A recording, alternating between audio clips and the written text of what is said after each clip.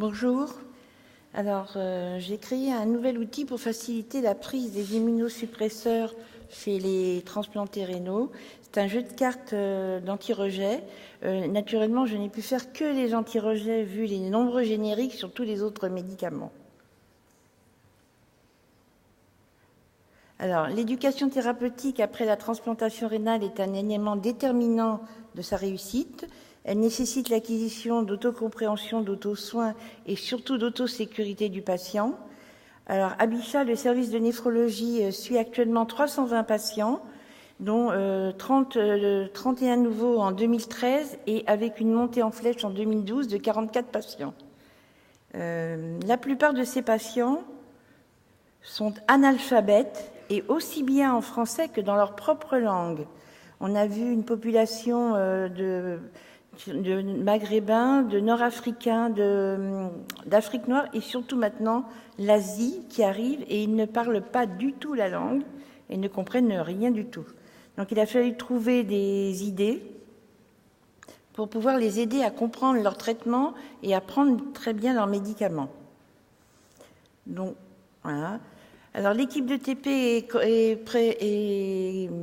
composée de 2 coordonnateurs, mon chef de service, le professeur Wortoschnip et moi-même, de 2 PH néphrologues et de 2 pharmaciennes qui nous ont aidés à créer ces jeux, de plusieurs IDE qui ont eu des formations validantes et depuis peu une psychologue et une diététicienne. Alors à l'origine, on avait créé un carton en A4 double, c'était vraiment très artisanal. En 2005, un laboratoire nous avait proposé un carton tout fait, il suffisait de coller quelques étiquettes autocollantes des premiers immunosuppresseurs qui existaient, à savoir le Néoral et les Sandimans, avec des horaires qui étaient imposés aux malades.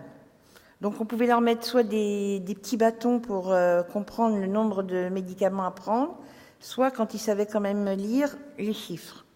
Et les horaires étaient imposés.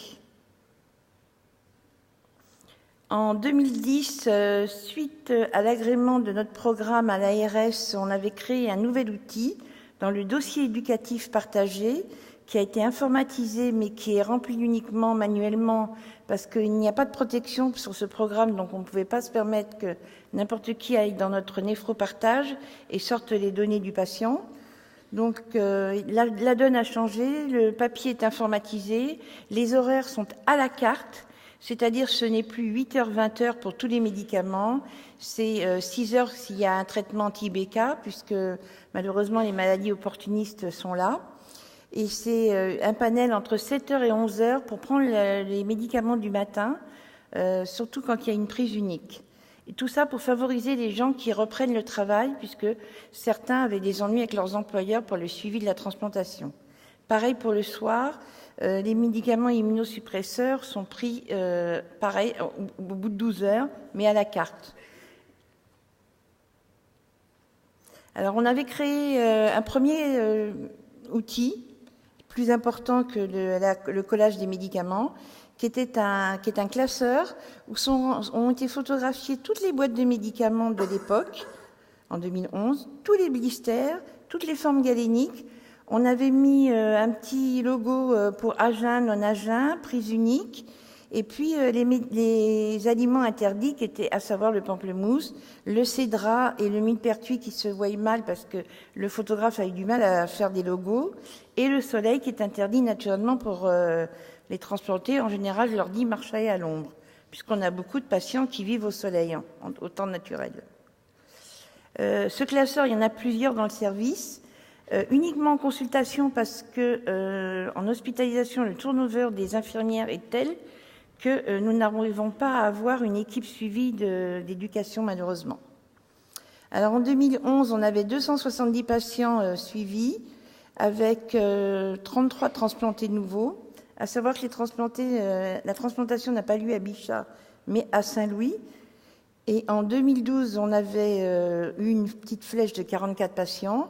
Et en 2013, on n'a eu que 31 patients, mais le nombre de consultations d'éducation thérapeutique a augmenté à 195, en raison de l'insuffisance de compréhension de ces patients.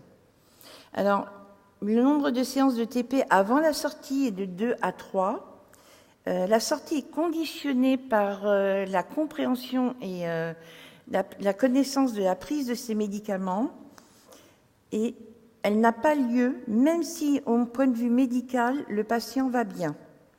Donc c'est l'infirmière d'éducation thérapeutique qui décide si le patient peut sortir en sécurité. Alors j'ai aussi créé une évaluation par grille de QCM à 3 mois, 6 mois et 1 an. Ça m'a permis de reprendre 150 anciens transplantés parce qu'il y avait des nouveautés et que ça permettait de remettre leurs connaissances à jour. Alors ces QCM, c'est du style que comprenez-vous par les médicaments immunosuppresseurs? Alors est-ce que ce sont des antihypertenseurs, des antibiotiques ou des anti-rejets? Et notre chef de service a demandé à ce qu'ils soient notés pour pouvoir avoir un état des lieux de leur connaissance. Alors, suite à ça, avec une nouvelle pharmacienne, parce que chaque fois j'ai réussi à impliquer une pharmacienne, on a refotographié tous les médicaments immunosuppresseurs sur le marché. Par chance, comme ils ne sont pas génériqués, sauf le Celsep, mais c'est interdit en greffe rénale, on a pu refotographier toutes les boîtes, les blisters et les formes galéniques, ce qui a représenté un beau travail pour notre pharmacienne. Alors voilà le jeu de cartes. Ce jeu de cartes est disposé devant le patient, pas à la première séance parce que c'est un petit peu difficile de lui demander de reconnaître déjà ses médicaments immunosuppresseurs, mais on va lui demander de choisir dans le lot des médicaments sa boîte, son médicament et la forme du comprimé. Alors ça nous permet de voir s'il a bien saisi quels sont les médicaments qu'il peut prendre. En règle générale, tout se passe bien. J'ai juste un patient sur la cohorte de cette année qui n'est pas indépendant pour la prise de ses médicaments, mais il reconnaît ses immunosuppresseurs. Mais par exemple, quand on lui a demandé de diminuer une dose de Prograf qui est en gélule, eh bien l'interne lui avait dit de couper le Prograf en 2 et il a coupé le Prograf en 2 dans sa boîte. Ce qui fait que pendant plusieurs jours, il n'a pas pris la demi-dose qu'il devait prendre puisqu'elle était en poudre dans la boîte. Ce qui est un peu problématique. Donc, il est présenté en priorité à tous les patients analphabètes ou non francophones. Plusieurs séances sont nécessaires d'une durée de maximum 30 minutes parce que au-delà, l'attention se décroche. On a noté que cet apprentissage avait été bien plus facile pour eux. Il y a notre fameux échec. On a dû mettre une infirmière à domicile.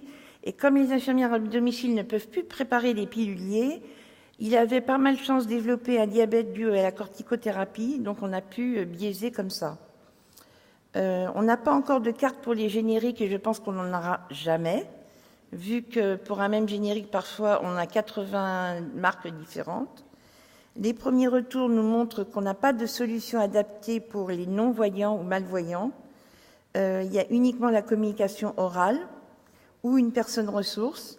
Et pour les patients inaptes à mémoriser les images, comme ce fameux patient qui sait bien qu'il doit prendre ses immunosuppresseurs et autres, mais déjà il confond les 0,5, les 1, et c'est un petit peu dommage pour lui, bien qu'il soit très volontaire.